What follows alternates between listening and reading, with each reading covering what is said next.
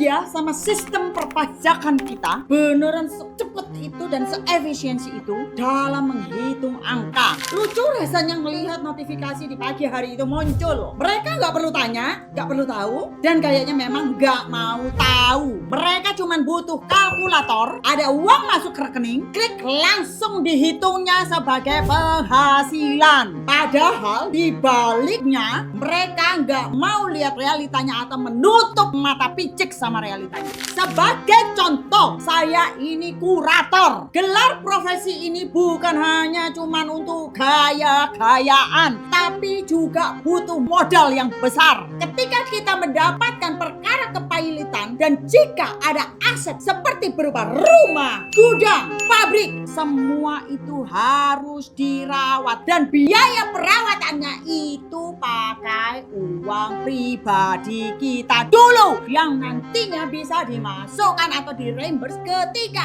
aset terjual. Lah terjualnya kapan? Dan bisa bertahun-tahun. Itu apa nggak modalin dulu? Iya, kalau modalnya itu aman, secure. Belum lagi nanti semua itu kan kita butuh modal untuk panjar, untuk apa, penetapan dan semuanya tuh harus keluar duit. Terus nanti kalau ada sesama rekan kurator yang mengincar perkara kita, bisa masuk dibuat huru hara sistemnya. Ya tau lah ya, nggak perlu saya jelaskan detail gitu kan ya.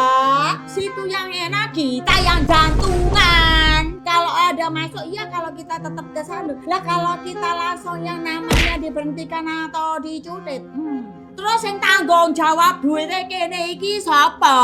Paham ora iku? Terus kalau ada yang laku, begitu masuk sebagai ganti operasional, langsung dihitungnya sebagai pendapatan anjir. Belum lagi nih ya, sebagai pengusaha yang ngadain modal itu gimana? Kadang kala hutang bank, kadang kala refinance atau gadai mobil. Kan sudah ada catatan, saya itu seuntung catatan saya itu masih ada ya. Nah, itu ada semuanya. Dari mulai tahun 2002 sampai Juli 2004 awal itu sudah 1,7 eman. Itu yang tercatat, belum yang tidak tercatat. Itu uang pribadi. Kadang gadai, kredit bank, utang bank. Itu ada aliran dananya, modal itu ke PT. Lalu pendapatannya kan bisa tahu ya. Masa kalau ada uang masuk aja tahu terus keluar nggak tahu? Masa? Kan harusnya ngerti ya. Balance nggak itu antara uang masuk dan keluar. Kerjanya cuma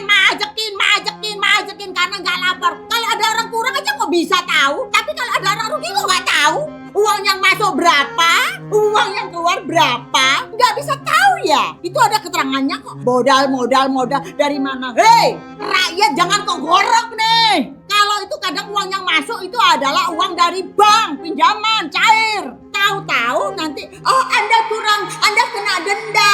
Kalikan 12 bulan karena salah bayar. Anjay. Sementara kita itu hidup ya, pajak itu semuanya ada ya. Kita semua itu loh makan, itu ada pajaknya, bayar. Kita beli barang itu ada pajaknya. Pengusaha datangkan barang ya bayar pajak. Terus kita beli kendaraan bermotor juga pajak. Nanti beli aset pajak. Nanti jual aset pajak. Ngurus waris pajak. Kita ikhlas bayar pajak asal ada benefitnya sebagai warga negara. Saya dapat panggilan karena PT kurang bayar pajak. Enggak apa-apa. Aku punya recordnya, rekapannya. Ingin tahu aku, kalau uang masuk kok bisa sistemmu mau gawe kayak apa itu? Saya ingin ada perubahan dan perubahan itu harus dimulai dari diri kita sendiri. Saya sudah tidak percaya terhadap instansi-instansi yang ada. Walaupun tidak semuanya, masih ada tersisa tapi sedikit sekali. Sedikit yang pakai hati itu sedikit.